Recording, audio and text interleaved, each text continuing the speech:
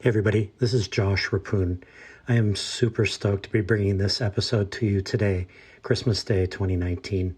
I'm stoked because the episode is with Stacy Kunihisa of Kanoelani Elementary School, and it talks a lot about Choose Love, which is a really important program or approach to building culture on school campuses, a culture of compassion and of love and of kindness and of empathy. So enjoy. And if you really do enjoy, please give us a rating in the podcast store.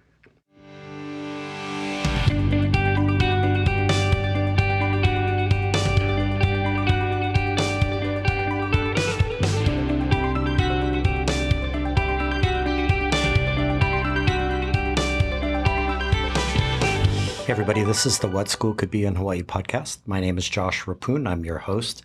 And today we are here at Kanoelani Elementary School in Leeward, Oahu with its principal, Stacy Kunihisa. Stacy, welcome to the program. Welcome. Hi. Thank you.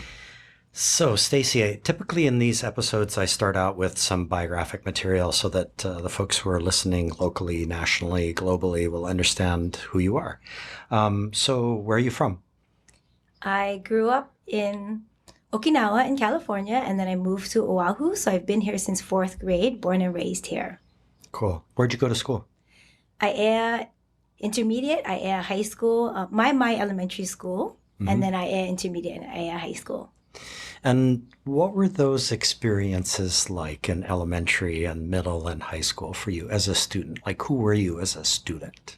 You know, I had to be adaptable because I was a military child. So we moved around a lot. I think I went to 5 different elementary schools. So that was my little stumble earlier. I don't really know where I went to elementary school because I went to so many different ones. So by the time I hit 7th and 8th grade at IAEA, I had to really ask myself, who are you and what do you believe? Because my friends kept changing and I didn't have the same doctor my whole life. And that was my dream, even for my own kids, for stability. Mm-hmm. And so over the course of your life, at least in elementary school, there wasn't a solid sense of place, it sounds like. It sounds like it was difficult to ground yourself. It was very difficult to know where my ties were. I mean, besides my family, it's kind of unclear. And it seems like right out of the gate here, as we begin to talk about you and your work, you know, Hawaii has a large military population, and right out of the gate, we're acknowledging that for a lot of kids, absolutely, it must be difficult because they do move. And how do we find a sense of place? How do we help them find a sense of place on their particular campuses? Right. And I think that's so critical because you will invest and pour into a place that you feel you belong. And I think that's our primary job, is that sense of belonging. And so your time in high school, again, you went to high school where? Because in Hawaii we ask, right? You know? I high school, class of 90, woo woo. Yeah. And so tell me about a time in high school where you felt particularly engaged as a student, like you were locked in, it was relevant, you were really focused on what you were learning and it was of high interest to you. Well, I think that the 2 biggest things like I participated in at IAEA were soccer. I was a soccer player my whole life, including college, and drama. So I think those 2 arenas gave me the place to find somewhat of a voice and an identity. So for kids who don't belong to any organized sports or clubs, I imagine it would be a struggle, but that's where I found my calling. Do you remember any particular dramatic productions that really stood out for you? All I remember was I was Tita Girl and my friend was Honey Boy, and we did a local rendition of, you know, just some vignettes, and that was important to me. I was in Pippin. I was in I forget what it was called. Yeah. And so the theater part has been informative for you throughout your life. Absolutely. That experience, right. So after high school, then what happened? Then I got as far away as I could I really did not want to follow my mother's footsteps. My mother was such a strong educator on the islands. I wanted to be different and find myself. So I went all the way to University of Oklahoma. Wow. Sooners. Played soccer there, and then lo and behold, came back and followed in my mother's footsteps as an educator. Okay. And so did you do graduate work to become a teacher, or did you just come straight out of I undergrad? went through Central Michigan University as a beginning teacher. I took online courses and the the pilot kind of courses where you're able to get your master's degree here in Hawaii. And I finished that at Central Michigan. Okay. And then, so while you were at Central Michigan and as you were tracking in that direction of becoming a teacher, were you aware at any point that you were beginning to develop a philosophy of education, a sense of your own mission and vision as an educator? I think the little experiences snowballed into a bigger belief system around kids and learning. And it over time, I was a teacher for a good 8 or 9 years before I went into administration. And just experiences led me to where I am today with my system of thinking. And what was that mission and vision that was emerging? Like, what were you thinking about kids and who they are and what we have to do with them as educators? I think fairness is a fair word to use. Equity, really making the playing field equitable for all students.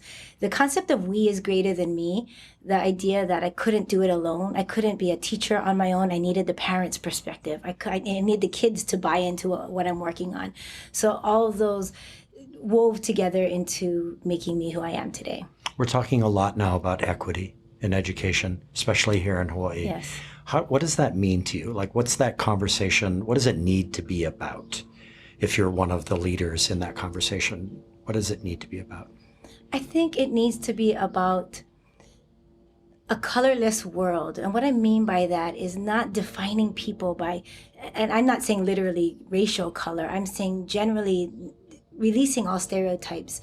So looking at everybody as if we're in it together and that we all have different needs and strengths and uncovering those strengths so that kids can develop their own path of learning and not being so robotic and systematized like we've been for decades now. Right. So you come back to Hawaii then, Yes. and then what were the first experiences that you had as a teacher? I went right back to Aiea High School and taught at my alma mater. Wow. And taught alongside all of my teachers, my fellow teachers. I was, fresh out of college, 21, very young and bright-eyed and excited about learning. I remember having Saturday schools and, helping kids just change and grow as much as I possibly could. And so actually I had a similar experience when I came back out of undergrad and went back to became a teacher. I was also teaching with people that had taught me earlier, which was awesome. Pretty interesting experience. Absolutely. There were things that had happened back in high school that maybe I was still carrying a little baggage, right? I remember this one teacher who wrote at the top of a paper that he's like, "You have no style." And I was like, what? Like, how could you say that to me as a student? And now I'm teaching with the guy, or I was teaching with the guy at the time. So, all right. So you're moving through your time as a teacher, and then at some point it starts to come onto your radar screen that you might be working in administration. When did that happen, and what was that like? That's such a hard question to answer. I don't know. There wasn't a specific moment in time that I realized. I think over time, my administrator just encouraged me to head towards leadership positions. I was a resource teacher for the state of Hawaii for a couple of years in between that transition. And I think what it boils down to is your impact and the width and depth of your impact. And I realized I could help not just 30 students, but I could be a part of something bigger than that and help 80 students or 100. And now I'm at 800. So how many lives are you able to impact in such an exciting, innovative way? So as you track through this, then what were the positions that you held in administration? What was that early time like? So you always start with assistant principal, which is a vice principal role. So I held that role for a good 10 years, had 2 kids during that time, which plays into your trajectory as a leader. And after the 2 kids were born and about 8-9 years under my belt, it just honestly fell into my lap. So I was asked to TA principal at several schools, got that experience, and then was encouraged to head into principalship. And your first principalship was? The first TA principalship, I think, was at Makakilo. I did one at Pohakea. I think I was one at Wahiwa. So several different locations before I decided to step into that world and that responsibility. And those years were, what years were that? I forget. We're talking 90s here, right? Like yeah, late 90s, late 90s and then into the early 2000s. Early 2000s, right? Right. So along the way, and I know this might seem like a difficult question because I'm asking you to remember back, a number of decades, but along the way, like, as you began to search for who you were going to be as an administrator, and you began to notice that there were things happening nationally and globally in education, like what was coming up on your radar screen that was interesting to you, or was something that you wanted to explore further? I think the biggest question I have is how do we change with the times? How do we keep education relevant? We're so worried about making sure the lesson plans are relevant, but it's bigger than that. It's how do we shift these schools and our systems and structures to keep up with the changing times? You look at Finland or New Zealand and the way they're doing school, it's just so different than what we look for in education. So that's kind of been creeping around as far as what are next steps for the department as a whole. Mm-hmm. And so you've begun to think about what is your role in the process of helping to redesign education.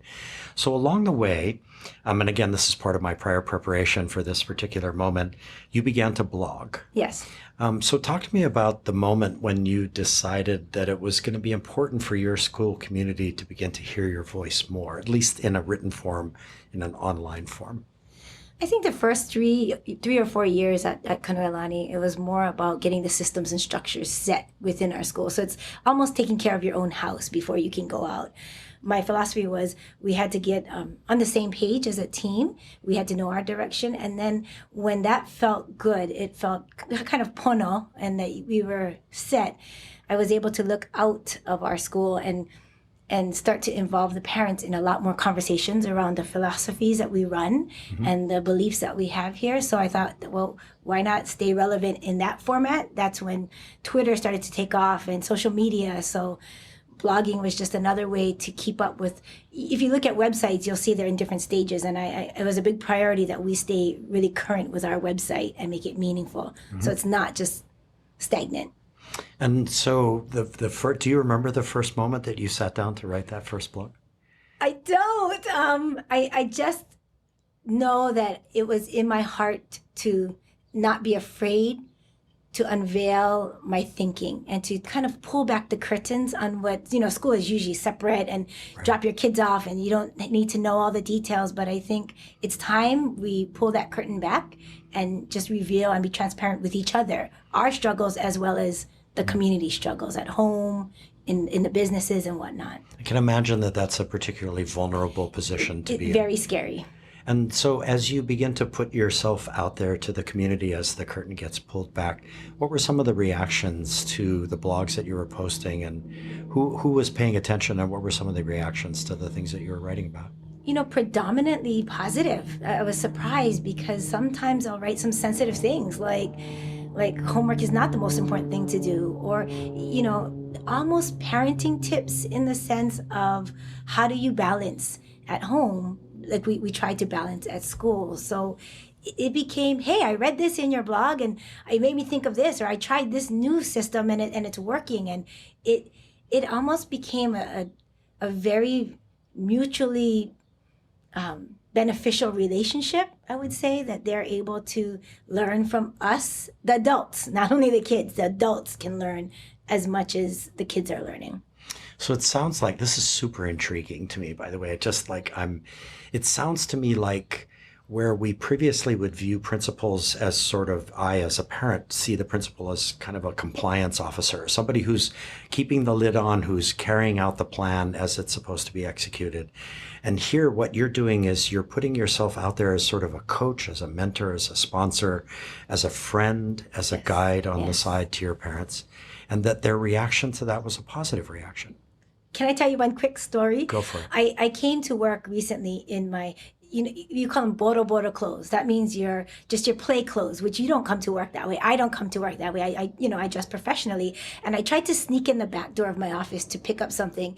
And two parents separately, one got out of their car, walked all the way over to me to talk to me about what's going on at home. And another parent stopped me to share how her daughter was struggling with this club that she was trying to get going. And in the midst of the conversation, I said, I'm so sorry I'm dressed this way. And the parent said, no, girl, like you're human too. And it was such a refreshing moment for me to let down my guard a little and let them see me in my play clothes and that I am human. And it's more of it's a mutual relationship where like it's colorless. It's not no roles. It's not hierarchy. It's not, that's the principle. It's we're raising these kids together. Right. You know, way back in the day, and I'm dating myself here, I went to Ben Parker Elementary in Kanoelani, and my mother was very close to the principal. And believe it or not, the school actually burned down when I was in the second grade. And the crazy part for us guys living in Kanoelani and Kahalu was the fact that the fire station was right across the street. So it's like, how come the place burned down? It's like, was this some kind of plot? But for us kids, it was like, we were so excited. The school burned down. And it burned down in August. I was going to say traumatized. No, not at all. We were super excited, right? But my mother, she and this principal, they were good friends and they knew each other. They just went to work, and in 3 weeks they had portable classrooms. The school was back up and running again. Wow. So it's just like I'm thinking about the ways that you can become a part of the fabric of the community through. I use that word a lot. I use that word fabric of, and it's even with all of our initiatives. It's not just another thing. It's who we are, and it's the fabric of our a quilt, if you will, of everything that we do and believe in that exemplifies this YPO community. Mm-hmm. So one of your early blog posts was about something you call Pono principles. Right. So talk to us about that. What is that, and what is your thinking around it? So, Hawaii is a very unique place to live, and we have a lot of fond memories, things like the Karate Kid. I believe one of the actors from the Karate Kid came from Hawaii, and that was our claim to fame. So I started to think in leadership, leadership is hard. No matter what organization, no matter what walk of life, it's not an easy seat to sit in. So I started to think, what are some beliefs and values that I have collectively, the leadership team and how do I encapsulate that so that it's meaningful? And I do a lot of training with incoming administrators. Every summer I go and I help train. So I thought, how can I package that? So hence the idea of Pono principles. So one example would be like, have mempachi eyes and no make stink eye. And in Hawaii, that means the fish has big round eyes and is always alert looking out for things. Stink eye is when you are jealous of others or you want to pull rank and whatnot. And the idea is make mempachi eye, not stink eye, and celebrate and accentuate the positives of what's going on in your school and in your community and anywhere in your organization, instead of focusing on what we didn't do right, what's missing, what's negative. And a lot of times we spend our life there in the compliance role, if you would, where it's, I got to do this, and this, versus let's look at the possibilities and the great things that are occurring and how do we get there. And what are some of the other principles involved in the Pono principles? Things like whenever you sit on the airlines, they always say, when the oxygen masks drop, take care of yourself first, put it on your child second. But this idea of take care of you first, no matter what role you have. And this goes for the families as well. If you're not Pono yourself and you don't take care of your own health and your own emotional state and rest and eat healthy. I just read somewhere that leaders should have good dental hygiene. And it just reminded me, okay, I do have to floss every night and every morning because that's a part of taking care of you. And if you neglect that, how can you be possibly responsible for anyone else under you? So what are some of the ways that you've been working to implement these principles in your school culture here? So I went to a Disney Institute leadership training, and I got jazzed about that as well. So I came back and created a whole, it's not Disney, but it's Kanoelani Disneyland, and a whole series of trainings and modules that we go through with our leadership team. And we do a lot, like this afternoon, we have one on Brene Brown's book, Dare to Lead. And so we jigsawed that, and they're going to present the leadership team. So I do a lot of training around leadership principles as opposed to state mandates or compliance issues. We talk a lot around how do I lead myself and how do I lead others? And that includes the classroom. How do I lead kids? How do I lead parents? Tell me more about this Disney training that you went to, or this program. What was that like? What was it about? It was ASCD brings down a conference each year or several. ASCD? Association for Curriculum and Design. I don't know the exact name, Right. but ASCD is a national educational organization that many of us are members, and I read their magazines, so I should know what it stands for. We have many acronyms, but they bring down Disney, and it's the idea that how Disney trains it's so successul, obviously, because Right. Disneyland is so successful, but it's so detail oriented that it's not just step 1, step 2, step 3. It boils down to relationships.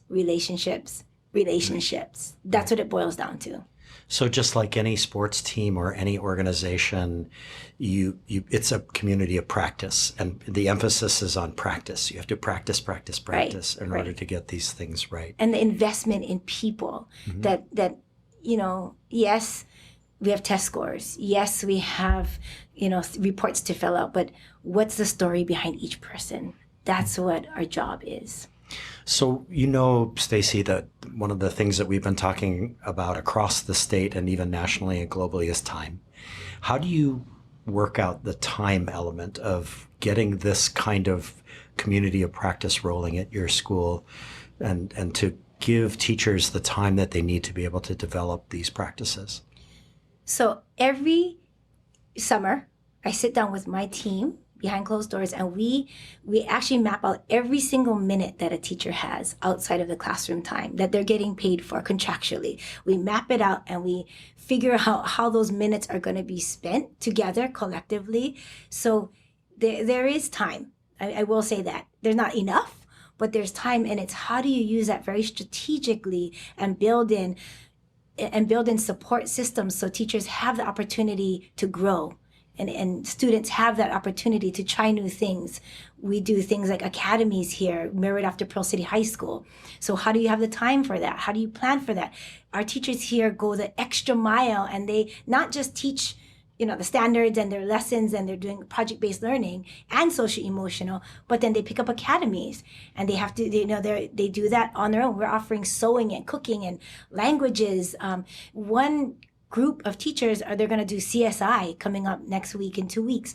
And I've been kidnapped, and they fingerprinted many staff members, and they're starting with HPD to talk about how do you read fingerprinting and what does that mean in the real world. So you're actually saying, and this is super interesting, like paying more attention to time actually gets you more time. Absolutely. So if you really, really look at the way that time is spent during the day. Now, you don't get enough, but you're able then to use it so wisely. No matter if I'm in a principal meeting, if I'm at a conference, the first thing I do is open that document and say, do we have time, and where, and what can shuffle around? Right.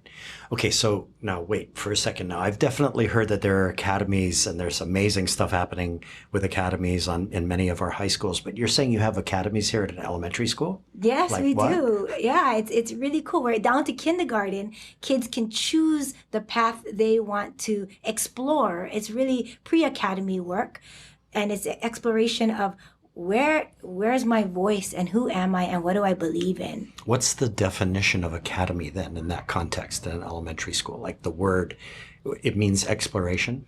It means exploration of classes that are not graded. Right. We don't report out to parents except for through pictures and through the student stories, and they absolutely, learning stops, and yet learning begins at that moment. So tell me again, what are some of these academies that you're developing? Are there, 7, 8 of them? Oh, there's a plethora to choose from. It depends on the grade level, and it depends on the interests of the students.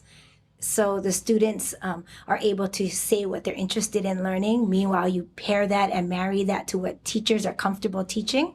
We work really hard at partnerships here. So Island Tumblers Academy is a gymnastics business right down the street. They're going to bust mats down here and offer gymnastics for that time frame. So kids who want to learn more about kinesiology or physical therapy, they're able to explore that that career path potentially and learn about their body and how to take care of it. Wow, that's extraordinary. So I'm thinking back again to Ben Parker Elementary. I mean, for me, school was never a place that I wanted to be. And the thing about elementary school was the nap, right? The denim nap sack. And Right. that I love napping more than anything, actually. That's still true today. But I keep thinking, like, had there been a sort of kinesiology, science of movement academy, I was a hugely kinetic kid. And that's how I grew up in Kahalua. I was out on Kaneohe Bay. I was hiking. I was fishing. I was boating and all of that. Had that been available to me, that would have been a pathway that I could have pursued. Absolutely. So what are some of the other examples? Like, this is fabulous. So what are some other examples? So we have a computer science specialist on our campus. So there's coding, there's robotics, we have makerspace. We have a whole classroom dedicated to the fine arts. So there's music, we have sewing machines, there's sewing, and those kids are going to actually sew things that they're going to sell and generate funds back to their academy. So we work real closely with Pearl City Highlands Intermediate and Pearl City High School so that pathway continues and doesn't get lost. And that's crucial. Because Absolutely. if the kids leave in the 6th grade and go off to middle school and they slam into something that has no experiential element to it, that's going to be a difficult transition for them. Right. What are those conversations like with the middle schools and with the high schools about that continuity of student development, if you will? What Right, so it begins at the high school, right? You start at the top and you should backward maps anything you do. So the high schools run, I think they have 3 right now huge pathways that they follow with different academies under that they're looking at. And they design it's kind of like what they have at Waipahu High School. Right. And they're known for their academies. Much and documented. Pearl City is right behind. We're coming up on the heels of that to really get kids authentic experiences and making an impact in our community. One project that we had recently led some 4th and 5th graders to start. They created their own rainbow recyclers. So they got in touch with Kokua Foundation. They did all of that research and legwork. And it's very common to come to me now, for kids to come to me and propose and pitch a new club or new idea based on what they're interested in, what they're learning out there. And what's the process like for vetting those particular ideas for you? Like, what's the superstructure for vetting that for you? My superstructure, if kids are interested and there's a willing adult, let's do it 100%. And let's fund it. And it can be whatever you can dream, we'll do it. Right. In what ways have you seen the culture on campus change as a result of the academies and the opportunity for kids to explore things that are of interest to them? I think engagement has increased exponentially. The idea of getting away from just blocks of time and being so regimented is exciting, and it gives you a taste of what schools could look like in the future, where it could be houses of kids learning around academy interests, and designing the curriculum around that, as opposed to we all following a common core standards. Wow, so interesting. So Stacy, we're going to take a quick break, Okay. and when we come back, we're going to be talking about your connection to businesses in the community, and also about something called Choose Love. So everybody, we'll be back in just a sec. Hi, I'm Tyler Kern from Market Scale. We're excited at the arrival of a new podcast series out of Hawaii titled What School Could Be in Hawaii. Market Scale is thrilled to be partnering with Josh Rapoon on this project and can't wait to hear the insight and thought leadership he brings to EdTech. If you're enjoying this podcast, you can hear it and others over at marketscale.com. You click on Industries at the top of the page and then scroll down to EdTech. Hope to see you there.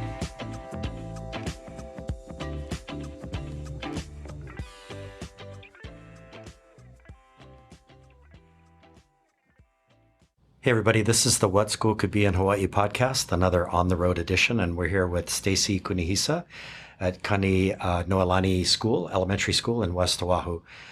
So Stacy, I want to keep going with the conversation that we had just before the break about sort of the balance of student interest and student agency and student purpose with, I guess we have to call them federal or state mandates around testing. So how are you doing that on this campus? How do you find that balance? Is it really a balance that we're looking for? Or are we trying to reduce some of the things that we've been doing in the past and trying to increase some of the things that we'd like to do that build student engagement? That's a great question. Is it? You're right. I don't think the word is balance. I think it's priorities and reprioritizing a school day or a school year. What does that look like? My internal struggle, to be honest with you, is you need to show progress. I mean, there needs to be some measuring stick. And how do you do that without some kind of formative assessment or some checking point? So I'd hate to lose that. John Hattie talks about that year's growth. I mean, he uses that as a measuring stick. And so what is that year's growth? There needs to be something. So balancing that, we have your typical data walls. We're tracking every child's academic progression. I'd hate to lose that. I really would. I think that would be a disservice to the students. And yet, how do you integrate more of their voice and choice, which is what we're heading towards, and redesign the day and reprioritize your day?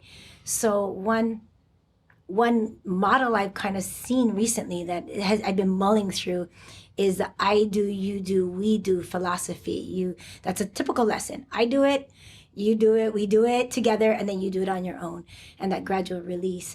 The other model I saw, and I can't remember where I saw it, sorry, was this idea of we're doing it together the entire time, and yet you have your own pathway that you head off into.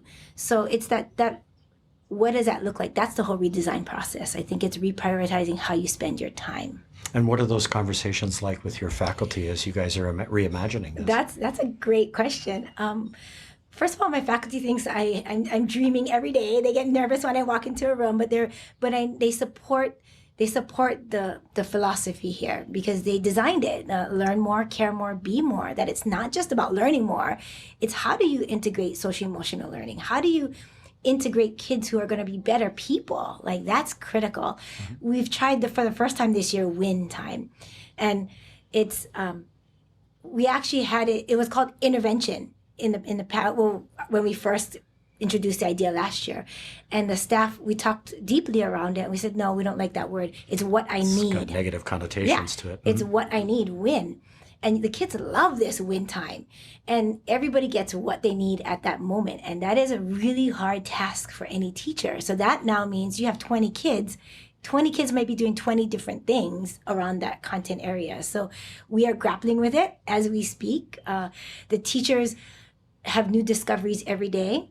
But the bottom line is they're willing to try and they're willing to fail and figure this out. So as a school, that's kind of our growing pains right now. And it's shifting us towards a student-centered classroom away from a teacher-centered classroom, which I think was a typical old-fashioned look. So when you're talking about win, what I need now, what's the process where I as a student identify what I need? This is extraordinary to me. Like, instead of you thinking or knowing Absolutely. What I need. Yeah.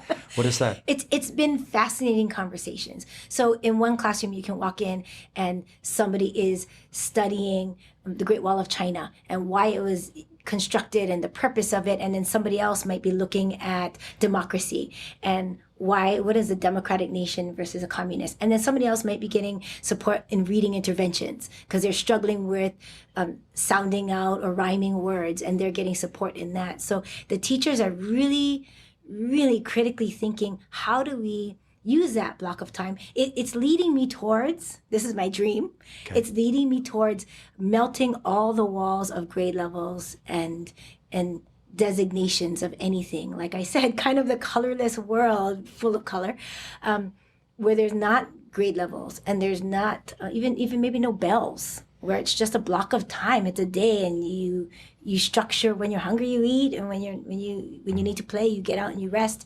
That's looking down the road several years, but really looking at how do we get away from a traditional clock and calendar.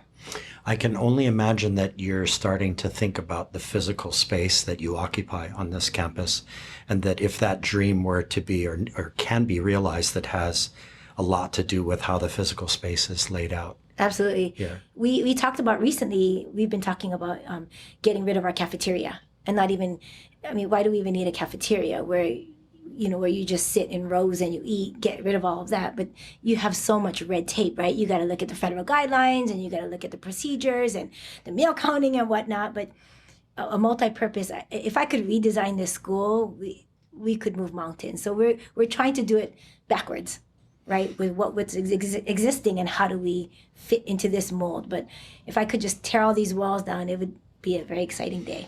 It seems like I've heard these conversations across the state that because of the fixed element of the space that every public school occupies, people are having to be even more creative in terms of figuring out how to use that space because they can't change it short of scraping the school and building it all over again, which isn't in the cards right now.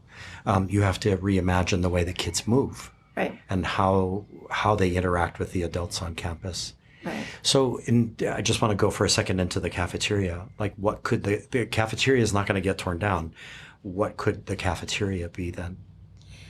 That, I think what schools are leaning more towards is a multi-purpose, multi-function area. So it wouldn't be designated as a space for anything in particular, but we have a drama club that just started and they do all kinds of plays and stuff and we have nowhere to house them.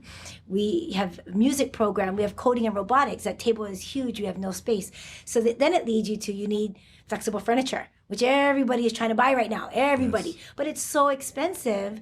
Our computers are getting, left behind, so we have to keep up with that. So it's that money issue and figuring out how do you spend what you do have in the locations you have and make it as flexible as you possibly can. So it seems like a perfect segue into talking about your relationship to the business community around you. So talk to us about that. What are you thinking and dreaming about in terms of all of the communities that exist around this school and the businesses that are in those communities?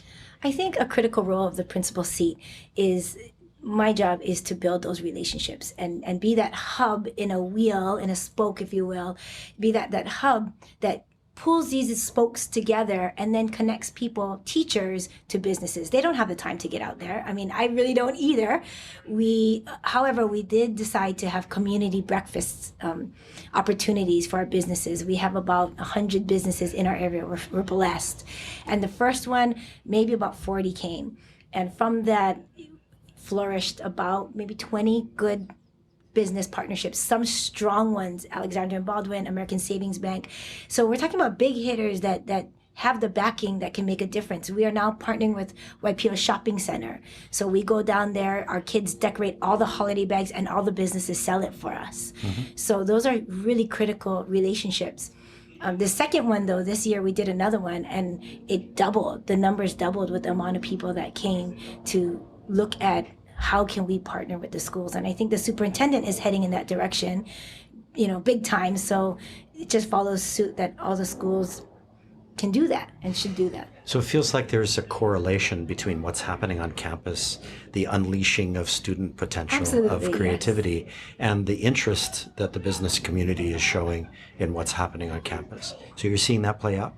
Definitely. I think everybody's feeling that old adage, it takes a village. I think everybody's feeling that pressure, if you will, because society is changing so fast and it impacts so many people in so many ways. When you talk to business people, do you get that sense of urgency from them that we're in the middle of an age of acceleration and that they're worried that the kids are going to be prepared to? Their biggest feedback to us, any business will tell you, these kids are coming out not ready for the workforce. And what I mean by that is the problem solving skills, the teamwork, it's the critical thinking skills. It's not they can't do math well or even they can't read well. It's they got to learn how to work together. They got to learn how to communicate. They got to learn how to make eye contact and those things. So we is better than me then becomes sort of the guiding principle as you move forward. So Stacy, you came onto my radar screen because of something called Choose Love. And so talk to us about what the Choose Love program, if you will, is about and why you saw it as something that you wanted to engage with, and then how you moved through it and what the impact has been after that. I know it's a big question with a lot, but... So when I first got to Kanoelani, our test scores were relatively decent. And year after year, they increase. We work hard and we watch that needle grow. And one year, several years back, someone had made a comment that, yeah, we have good test scores, but do we have good kids? And that resounded with me. Around the same time, I watched the news and I'll never forget this. I saw a segment of an old elderly man in a mom and pop shop in Hawaii, Honolulu, and a teenage boy went in, held him at gunpoint, I think beat the man up and left. And I thought, for some reason, who cares what his test scores are? Who cares if he got a 300 or higher? Because we're so focused on that number 300 that I thought we need to swing back, and I think this happened nationally, to really looking at social emotional learning. Choose Love is a movement. It's not necessarily a program. It's a movement that was founded by Scarlett Lewis because her son had passed away in the Sandy Hook shooting. First grade little boy. And instead of embracing hate and just regret and remorse, she really turned it into a positive and worked with neuroscientists and teachers and developed a free curriculum to embed into your school. We did a whole research, our staff, and we looked into different programs and unanimously kind of talked about, yes, we need something, and Choose Love fit where we are. It's not the only program out there, but I think if schools are not addressing that whole child, and that takes time and it takes effort, but things can't change without kids becoming better people. So it seems to me that what's happening across the state with school communities being able to envision and create their own school cultures is that they're given an opportunity. This is an epic opportunity for you and your staff to actually look at something that's particular to you. Right. And so can you describe a little bit more about what was it like for you guys all together to dive into this and to come to the conclusion that this would be something you wanted to move forward with? I'll paint a picture for you. We had a faculty meeting, and it was in the very early stages of bringing Choose Love into our school. And one of the teachers stood up, and her daughter goes to our school, and she said, I really didn't believe in all this social emotional learning. I thought it was just another thing on my plate. Until I kind of had a meltdown at home, and she was washing dishes and kind of screaming like many of us do when we're tired and it's late in the evening. And her little kindergarten daughter said, Mom, you got to stop and take a brave breath with me. And she actually used one of the concepts from the program. And this teacher ended up crying in that faculty meeting and said, this is changing my life at home. And so it was a snowball effect where it became the culture and the fabric of our school, where adults have to use it just as much, if not more, than kids, because we have to learn how to forgive each other. We have to have courage to try something new and not just follow what's been done for the last 10 years. We have to have compassion for each other and know that we're at different places, and we need to have gratitude every day. So you're coming to the conclusion as a school culture, as a faculty, as a staff, that you need to have both the Choose Love culture, if you will, and also the balance of academics and all of that. In other words, you don't want to be a school that's known for test scores, but a school where kids have maybe not even feel safe when they're at school. Yeah, I recently wrote a what if statement on Twitter, and it talked about what if, like Rip Van Winkle, you went to sleep and you woke up the next day. This is my what if. What if grades were out the door, report cards no longer existed? What if we weren't measured by our test scores or by our graduation rates, but we're measured by how many crimes our students committed the day before? And I think that would be a huge indicator of how successful we are as a state, as a nation, and the way that we treat each other and the amount of crime that goes on. So you made a decision then to host a Choose Love conference, if you will, on your campus. That must have been a wild and crazy decision. Crazy. So paint the picture of that. I think our listeners would love to know what that was like. That was a hard decision, but like I said, if there's an idea and there's a will, and we're just gonna jump right in and do it. And my fear was nobody would come. We were asked to host it because there were funding sources that saw what was going on here and said, we want to pour into this school and share the word, the message here. And we created our own flyer. We didn't know how good it was or whatnot, and just using word, put it out. I think it was on Instagram or something, or Facebook, one of those two. And within 2 weeks, all 400 slots filled up. There was a wait list. Until today, we have people emailing us saying, are you going to host another one?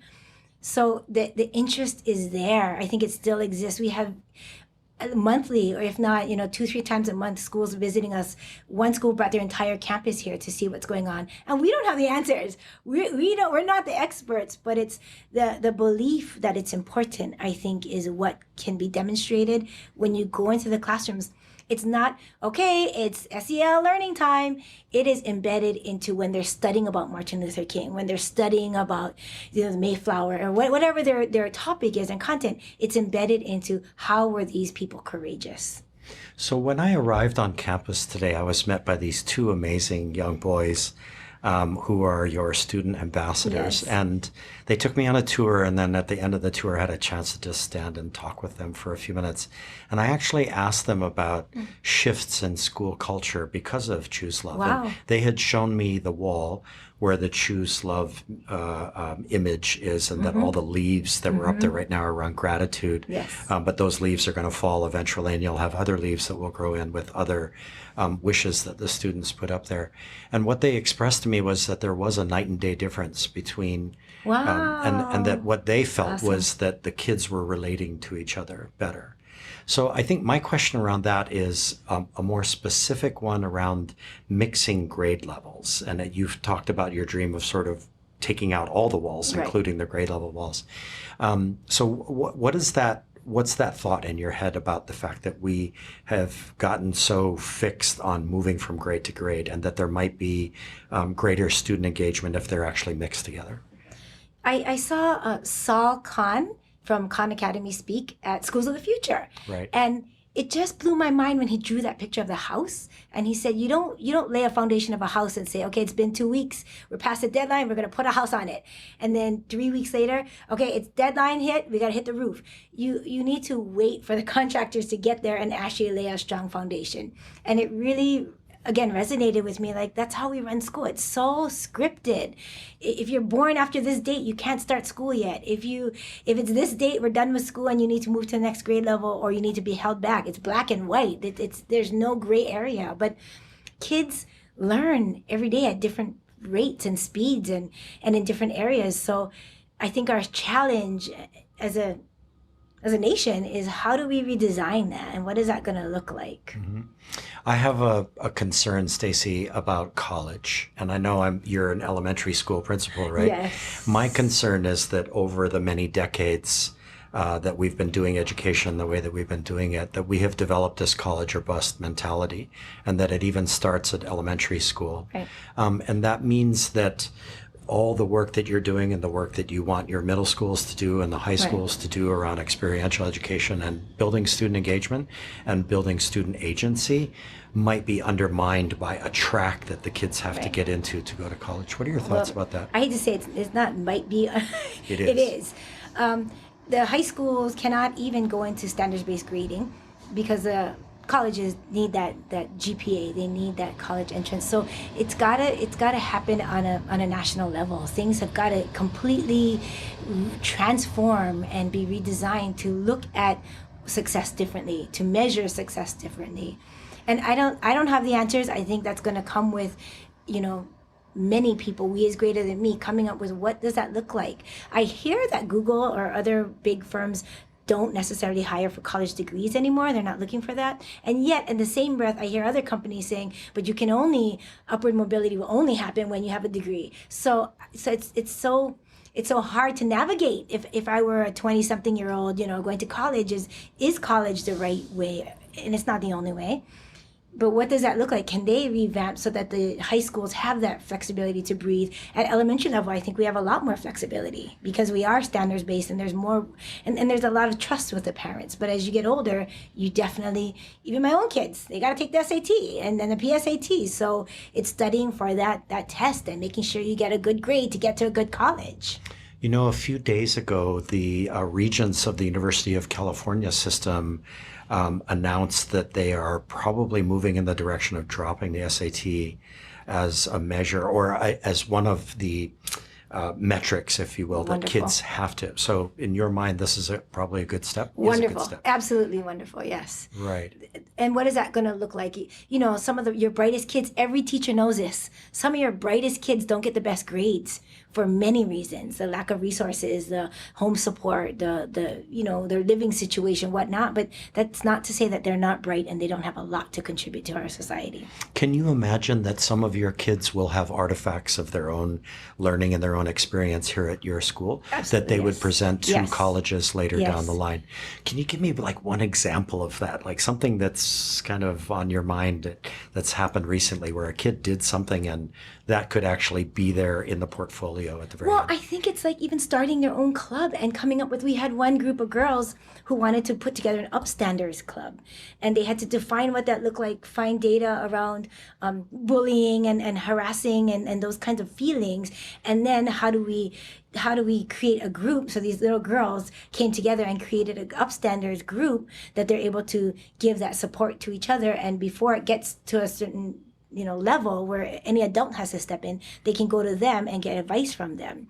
So, I mean, what a huge undertaking that is to take that responsibility as a 8-9-year-old, and that could be a part of their portfolio. So it would be a portfolio of maybe digitally, because I can't imagine a big binder of stuff, but with reflections behind that, which I'm sure we were heading in that direction. It's just one more thing to do, right? So I think that digital portfolio of not just academic work, but your contributions to the school are housed in there. In what ways are you thinking about gauging student engagement on campus? Because you mentioned this a little bit earlier, that you're seeing this rise in student engagement. Are there ways to survey that? Are there ways to actually know or measure that without getting into measurements, without giving numbers to things? So we do a lot of surveys. We have committees running on certain Wednesdays. Like I said, it's all mapped out. So one committee is in charge of positive behavior supports on our campus. So they actually do survey kids. How do they feel? How safe they feel, on top of the state typical survey, and they get a lot of good feedback. They survey them on, do you know our core values? What does we greater than me mean to you? So they get a lot of anecdotal data, and definitely across campus, kids know what learn more, care more, be more means, not just to our school, but to themselves personally. The best indicator was when the kids had to do a commercial for something. And so they were doing their commercial on the topic, and at the end, they all turned to the camera and they said, why do we do it? And they all in unison said, because we is greater than me. And do you know, when I saw that, I thought, okay, I've arrived. Like, I've arrived at a place where the philosophies are not owned by the adults anymore, that they're owned by the kids, and they understand it and they own it themselves, and they want to make a difference. And so every adult on this campus equally agrees that these kids' voices matter. Wow. And that's equity. That's really the definition of equity, right? So Stacy, here at the end of this awesome episode, I want to blend two things together. I like to ask everyone who does one of these interviews about what they think school could be, because it's a riff off of the title of Ted's book, What School Could Be. But I also want to blend it into thoughts you have about the future, and that now we know you're a dreamer and you've got some big ideas, and it looks like your faculty has gotten used to the idea that you come in as a dreamer. So kind of putting those two together, like, what's on your mind going forward from today? What could we be talking about if we do part 2 of this episode, maybe a year from now? And into that, what could school be? That's a loaded question. I think it's this sense of just not feeling and looking the way it has always been. And so the idea of kids having a stronger voice in what they learn and when they learn it. A campus that does not maybe have even, I keep going back to this idea of melting things down, and where it's not so segmented and scripted, and even teachers moving at their own pace with some guidelines and measurements along the way. Maybe the Academy's model extending far beyond just, we do it for a block of time, but maybe by the quarter, they're able to really go deep and explore in that arena and make some big changes in the community. So it's kind of heading towards project-based learning, which is what we're doing right now, a lot around that. And partnering with the businesses, the local businesses. One thing we started to kind of scratch the surface on is helping them design their logos for their companies, but really getting deeper into those relationships and talking about how can the kids help them market their things, and what does marketing mean, and just the authenticity of learning will be increased, I think, tremendously over the next several years. And this will require a fundamental rethinking of who the educators are that work at this school, because Right. their position is not going to be the font of knowledge that has to know everything and deliver that everything to the kids. Right. They play a different role. Right, And absolutely. that role in your mind is evolving in what ways? You always hear that guide on the side, stage on the stage, guide on the side, but more a conduit of exploring and developing and growth. And maybe it won't be so much content knowledge, because you don't need that anymore. You can Google anything nowadays. So it's how do they teach those softer skills and those critical thinking skills, so somebody to help guide that process along, and not give answers and give tests and whatnot. Yeah, that's fantastic. So Stacy Kunihisa, thank you so much for being on the podcast today. We wish you luck, and it looks like there's going to be extraordinary things happening on your campus. Thanks for having me. So hopefully in about a year we'll come back and we'll do Yes, this again. definitely. Okay, Okay, thanks, Stacy. thanks.